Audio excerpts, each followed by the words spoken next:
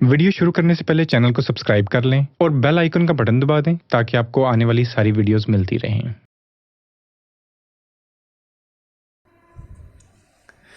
अस्सलाम वालेकुम, मेरा नाम अरसलान ख़ान है।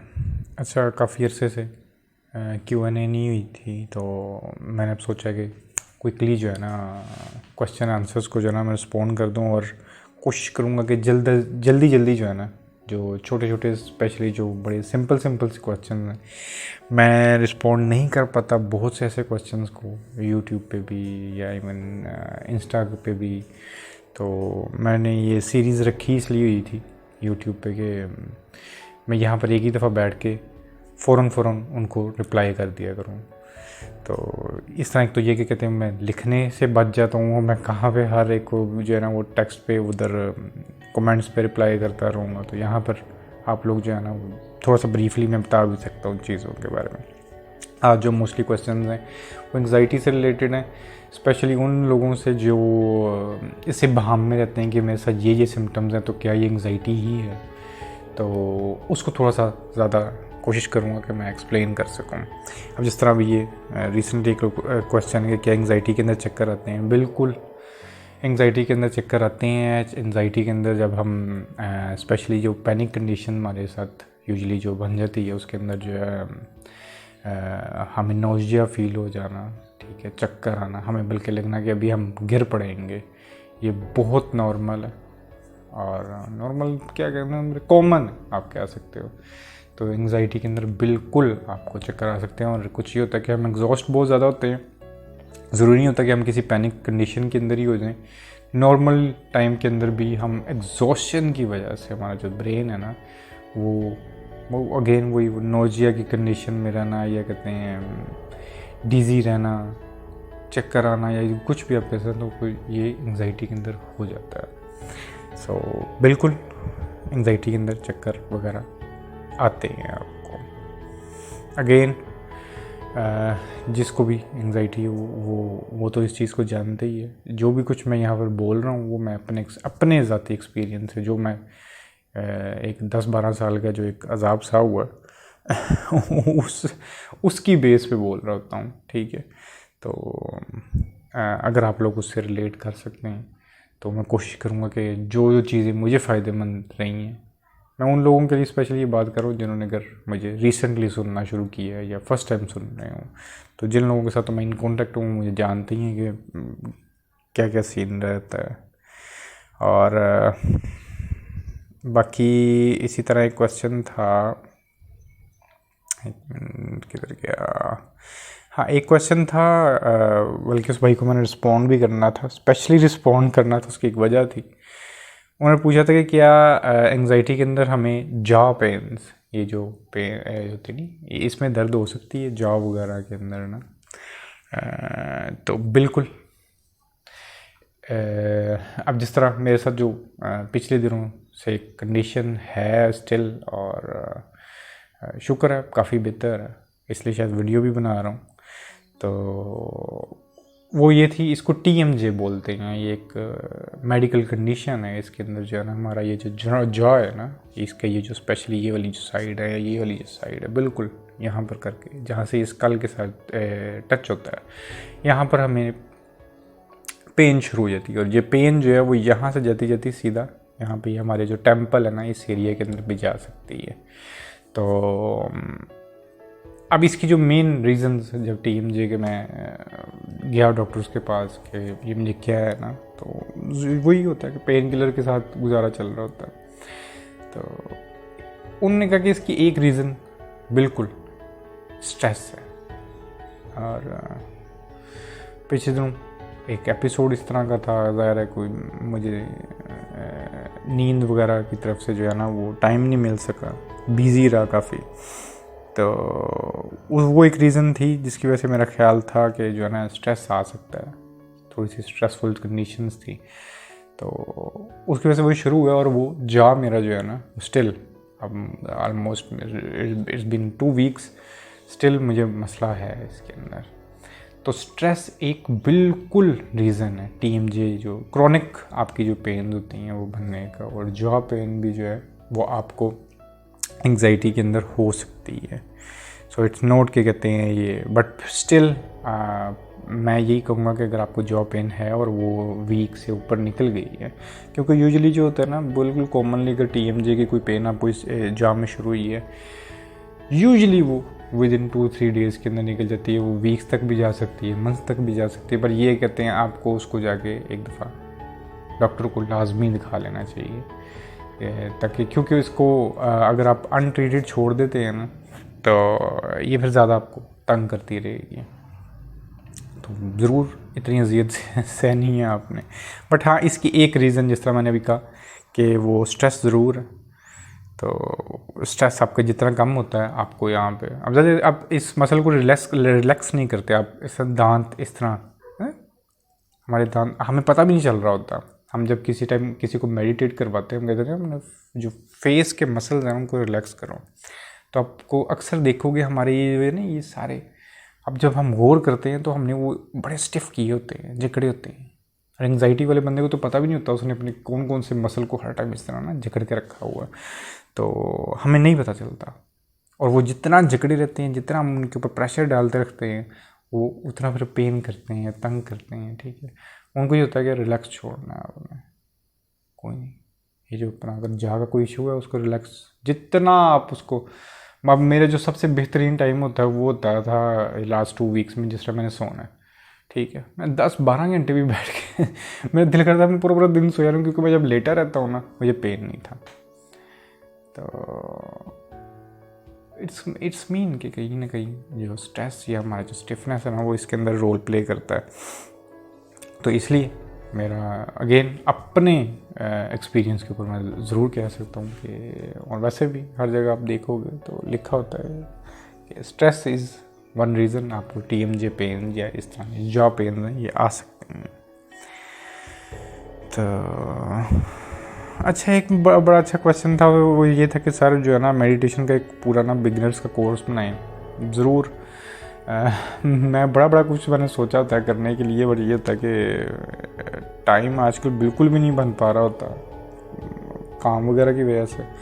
बट आगे इंशाल्लाह क्योंकि मैं और कोई चीज़ परसू करूँ ना करूँ, ये जो इंशाल्लाह इस चीज़ को जो है ना, ये वीडियोस को कैरी ऑन लाजमी रखूँगा, और कोशिश करूँगा कि जब टाइम मिलेगा मैं इसको मज़ीद, चाहे वो कोई मेडिटेशन की छोटी छोटी क्लासेस हो या लाइव आ जाना हो या कुछ ना कुछ जो है ना मेरे ज़हन में होता है, बस अल्लाह जो है ना खैरियत रखे, इंशाल्लाह मैं इसको परसू करूँगा। तो अच्छा, एक अगेन बहुत कॉमन क्वेश्चन, और बहुत दफ़ा मैंने इसको रिस्पॉन्ड भी किया है, और वो यही है कि जब भी हम इसके बारे में सोचते हैं, डेथ के बारे में सोचते हैं, तो बस हम फिर उसके बारे में सोचते चले जाते हैं, और वो चीज़ हमारे अंदर एंग्जाइटी क्रिएट करती है। मेरा जितनी भी आज तक जो स्पिरिचुअल प्रीचिंग्स भी रही हैं यहाँ पर बात करने की, सारी जितनी, उसका जो मेन कोर है ना, वो है ही ये कि हमें इस फियर से बाहर निकलना है। हमने इसके बारे में बड़ी गलत फहमियाँ पाल ली हैं। हम जिस वक्त पैदा होते हैं, द सेकेंड वी बोर्न, उसी वक्त हम मरना शुरू हो जाते हैं। ठीक है, तो जो चीज़ हमारे साथ हर लम्हे हो रही है, उसी से ही हमारे अंदर इतना डर क्यों है? कभी बैठ के सोचिएगा कि जिस चीज़, मतलब हमारी पैदाइश के साथ हमारे साथ वो चीज़ एक लगी है, मौत बिल्कुल उसी वक्त की, और उससे पहले भी हम नहीं थे, उस पैदाइश से पहले भी नहीं थे हम। क्या ऐसा हो गया? और मैं एक और चीज़ बड़ी नोट की है, मैं जब छोटा था मैं बहुत फीयरलेस था, मुझे बहुत बुरी बीमारियां थी, और बट मैं उस टाइम कहता हूँ मर भी गया, सो वट, थ्रिल ही, मर गया। मुझे उस बीमारियों से भी डर नहीं था लगता। ठीक है, और मतलब हर किस्म के पंगे ले लेना या कुछ भी कर लेना, और मुझे कोई कतन ये मैं सोचता भी था ना, मुझे अभी तक याद है अपने लड़कपन के टाइम में कि मैं इस चीज़ से मर जाऊँगा, तो मुझे उसका फिक्र ही नहीं था, मर जाऊँगा तो मर जाऊँगा। बट आहिस्ता आहिस्ता जैसे जैसे मैं बड़ा होता गया, मेरे अंदर मौत का डर ज़्यादा पैदा होना शुरू हो गया। इस बात पर ज़रा गौर करिएगा। और फिर मैंने देखा कि हमारे अंदर, हम जब अपने बचपने में होते हैं, हमारे अंदर मौत का डर नहीं होता। बड़े होते होते होते क्या ऐसा हमारे अंदर हुआ है कि हमारे अंदर मौत का डर पैदा हो गया इतना ज़्यादा। कहाँ पर जाकर गड़बड़ हुई है हमारे अंदर, और वो डर इतना ज़्यादा हो गया कि हम रिस्क लेना छोड़ गए, हम जीना ही छोड़ देते हैं। बस इसको बचाते ही फिरते हैं, बस मरे ना किसी तरह के, मरे ना बस। वैसे तो हम वो इतना ज़्यादा डर जाते हैं कि जो हमारी ज़िंदगी होती है वो मौत से वैसे ही बदतर होती है। एंग्जाइटी वाली ज़िंदगी जो है वो मैंने जी है, मैंने अपनी ज़िंदगी का बहुत बड़ा हिस्सा उधर ज़ाया किया, और यही सोच सोच के कि मारे ना जाऊँ, मतलब उस सोच के चक्कर में मैं जिया ही नहीं, बिल्कुल भी नहीं जिया। सिर्फ डर था और कुछ भी नहीं था। आहिस्ता आहिस्ता अपने आप को समझाना शुरू किया, सो बट यार जितनी देर तक सांस हूँ मैं जी तो लूँ, मरना तो है ही है। यहाँ से शुरू हुआ और आहिस्ता आहिस्ता समझ में आई कि इसमें आपके जीने के अंदर और मरने के अंदर कोई खास फर्क तो है ही नहीं है। जब तक हाँ सांस है, एक्सप्लोर कर लो, एनर्जी है, 400 चल रहेगा इसका, और ना भी रहे सो व्हाट यार, क्या मसला क्या है, प्रॉब्लम क्या है? मैं बताता हूँ, मसला सिर्फ ये है कि वो हमारी छोटी छोटी सी अटैचमेंट्स की। यार सब कुछ ख़त्म हो जाएगा, मेरे घर वाले, मेरा घर, मेरा ये, मेरे बच्चे, मेरे फलां, सब खत्म हो जाएगा। बस ये डर, ये अटैचमेंट्स हमारी। बचपन में कोई अटैचमेंट्स खास होते ही नहीं है, तो इतना कोई डर भी नहीं था होता। जैसे जैसे ये अटैचमेंट्स बढ़ती जाती हैं उतना ज़्यादा डर। गरीब इंसान के अंदर मौत का डर बहुत कम होता है। उसको ज़्यादा से ज़्यादा डर ये हो गया, मेरे बच्चे हैं, उनका प्यार, इनका ख्याल करना है, मतलब उनके साथ लगा हुआ, अच्छा यार ये इनसे नहीं, इनको नहीं देख पाऊँगा, ज़्यादा यही डर होता है। अमीर आदमी इसको बहुत ज़्यादा डर होता है मौत से, क्योंकि उसके पास स्टेक ज़्यादा है। मेरा घर है, मेरे पैसे हैं, मैंने इतना दौलत इकट्ठी की, ये किया, मैंने वो किया। बड़ी कोई होता है ना, हम कई लोगों को देखा जिसने जी घर बनाया, बड़ी मेहनत से घर बनाया, बड़ा आलीशान घर बना, और कई दफ़ा क्या होता है कि उसके घर बनाने के दौरान ही उसकी डेथ हो जाती है। मेरी लाइफ में 3-4 कई इस तरह के वाक़े हैं, और यही सुनते रहना हर वक्त, बेचारे को नसीब नहीं हुआ, बेचारे ने इतनी मेहनत की थी, मतलब वो बेचारा बन गया। मतलब मौत हमें भी किसी टाइम आ सकती है, उसको अगर उस टाइम आ गई जब वो, और उस बेचारे को भी मरते वक्त यही आ रहा होना यार मैं ये सब, और दुख में बेचारा। अटैचमेंट जो थी, इतनी मेहनत की थी, ये सारा कुछ किया, ये चीज़ें हमारे अंदर डर पैदा करती हैं। ये अटैचमेंट्स की चीज़ें खो जाएंगी, और जैसे ही हम हकीकत को देखते हैं, क्योंकि आप पैदा भी अकेले हुए थे, आपने मरना भी अकेले ही है। ये ट्रिप है, इसमें जो जो आपके साथ है, और वो बड़ी प्यारी एग्जांपल जीने का अगर कोई आपको जो तरीका है ना, हम डिपेंडेंट हो जाते हैं लोगों के ऊपर, उनके साथ जुड़ जाते हैं। सारा कुछ होना तो ये चाहिए कि आप एक बांसुरी बजाने वाले हो, एग्जाम्पल दे रहा हूँ, अपनी बांसुरी बजाते रहो, एंजॉय करो उसको जितनी देर तक बजा रहे। कोई आके कोई गिटार साथ बजाना शुरू कर दे, ज़रा मिलाप कर लो। कोई ढोलकी बजा रहा है, म्यूज़िक की मतलब सिंक्रोनाइज कर लो, वेरी वेल। जब चले जाएं वो तो बस ख़त्म। हम अटैच्ड हो जाते हैं चीज़ों के साथ, वो पेनफुल है। प्यार करो अपने घर वालों से, अपने बच्चों से, सब कुछ, बट ऑलवेज रिमेंबर कि इस ज़िंदगी को, इस एग्जिस्टेंस को एक ट्रिप से ज़्यादा नहीं लेना आपने। वहाँ पर जब ये ज़्यादा हो जाएगी, इसकी इम्पोर्टेंस ज़्यादा हो जाएगी, वो ऐसा मोमेंट होगा कि जहाँ पर आपके अंदर खौफ पैदा होना शुरू होंगे, चीज़ों को खो देने का डर होगा। हु आर यू, जो आप यहाँ पे क्या ओन करते हो जो आपको किसी चीज़ के खो जाने का डर होना चाहिए। अब अगेन बड़ा कॉमन सा क्वेश्चन है कि सर ये हार्ट बीट तेज़ हो जाना या दिल बैठ रहा हो, ये सब क्या एंग्जाइटी की वजह से? बिल्कुल, हम जब पैनिक की कंडीशन में होते हैं हमारे साथ ये सब कुछ होता है। हार्ट बीट का तेज़ हो जाना, पैनिक में इस तरह डम डम डम डम फील होना शुरू हो जाता है हमें, और बस लगता है कि अभी गए। पता नहीं कितनी दफ़ा मैंने कलमे पढ़े हैं, तो क्या अब गया, बस अब गया हो गया। तो बिल्कुल वही है एंग्जाइटी में। अच्छा, अभी एक बड़ा लंबा सा क्वेश्चन है। मतलब you need to plan to take on umbrella, अच्छा, how do you know it's your intuition guiding your just imagination thoughts? अच्छा, एक ना इंटरेस्टिंग क्वेश्चन है ये वाला ना। आई डोंट नो कितने लोग इसके अंदर इंटरेस्टेड होंगे, बट मैं इसको रिस्पॉन्ड कर देता हूँ। आखिरी क्वेश्चन है आज का मैं ले रहा, तो इंशाल्लाह इसको कंटिन्यू रखेंगे। आप लोग मुझे जो है ना, और अच्छा, मुझे बहुत ज़्यादा क्वेश्चन है यहाँ पे, कहते हैं कि सर हमने कांटेक्ट करना है। ये यूट्यूब के ऊपर भी इतने कमेंट्स आए होते हैं, कांटेक्ट करना है हमें अपना कांटेक्ट में। प्लीज़, मैंने इतनी दफ़ा मेरी सारी वीडियोस की डिस्क्रिप्शन के ऊपर इंस्टाग्राम का जाना है, मैं वहाँ पर लेट कई दफ़ा हो जाता है देर स्क्वायर में, पर उधर रिस्पॉन्ड लाजमी करता हूँ। प्लीज़, मैं बहुत उधर इजी रहता हूँ व्हाट्सएप वगैरह की निस्बत। अगर आप लोग मुझे इंस्टाग्राम पे मैसेज कर दिया करें, या इंस्टाग्राम पे मुझे वॉइस नोट भेज सकते हैं, कुछ भी कर सकते हैं। तो मेरी डिस्क्रिप्शन के अंदर मैंने लिखा होता है अपना इंस्टाग्राम का जो मेरा वो है rc.kando94 जो है अकाउंट है।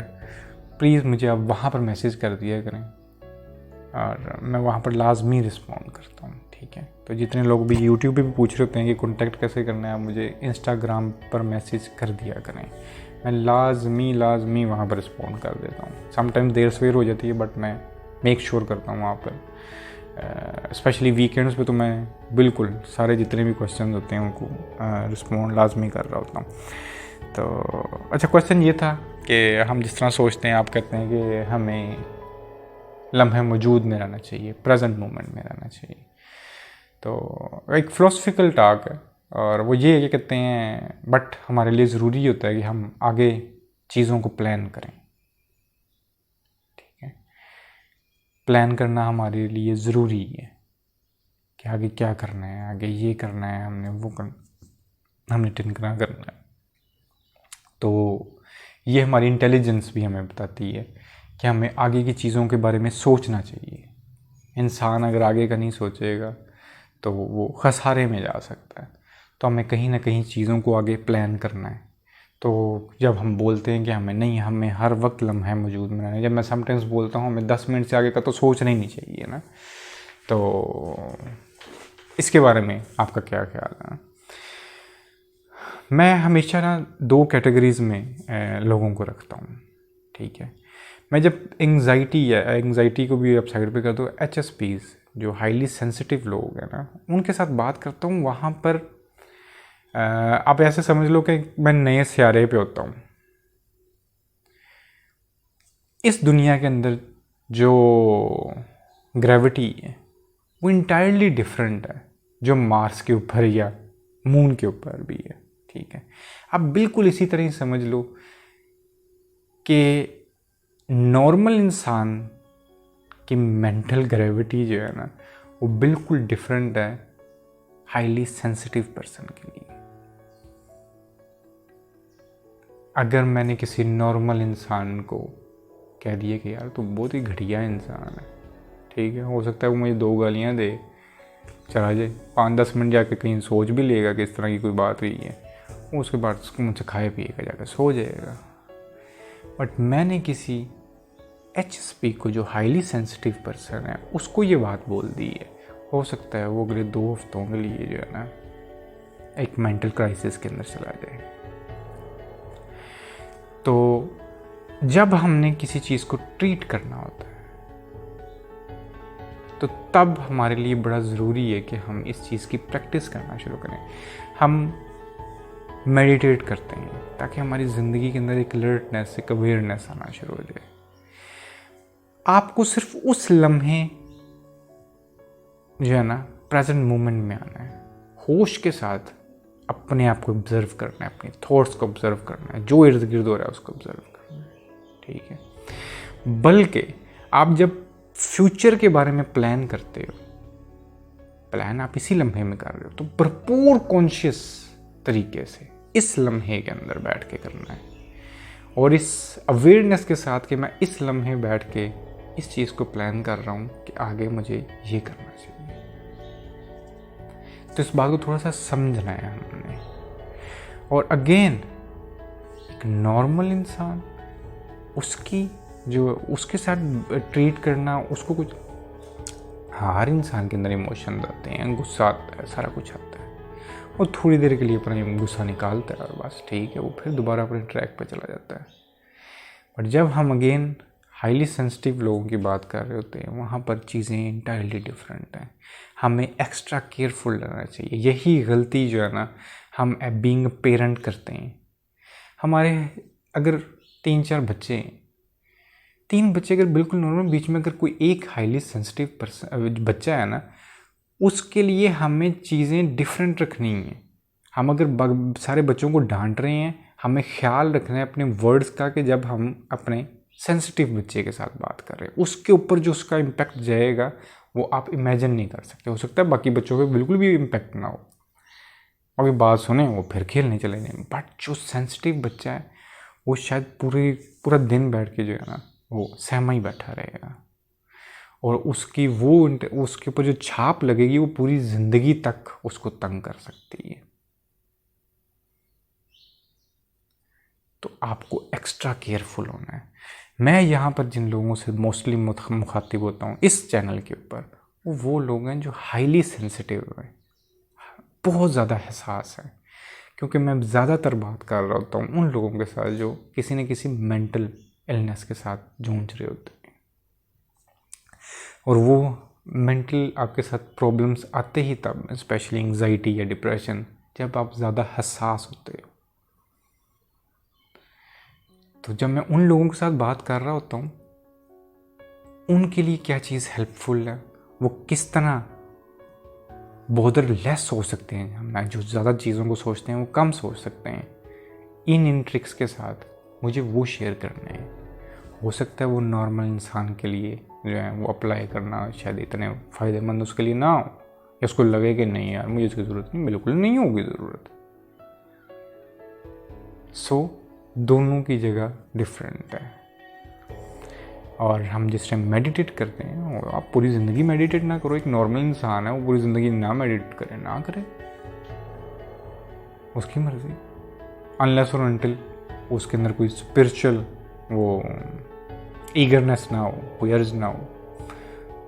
लोग जीते ही जी नहीं, मर गए, ठीक। बट अगर आप चाहते हैं कि हमारी लाइफ का कोई मीनिंग हो, हम उसको समझने की कोशिश करें, फिर बेशक इस तरफ आएँ। बट जो लोग हाईली सेंसिटिव हैं किसी मेंटल इलनेस के अंदर, उनके लिए लाजमी है कि वो माइंडफुल ज़िंदगी गुजारना शुरू करें। उम्मीद करता हूँ मेरी वीडियो आप लोगों को पसंद आएगी। आज के लिए इतना ही, इंशाल्लाह फिर बात होगी। अल्लाह हाफिज़।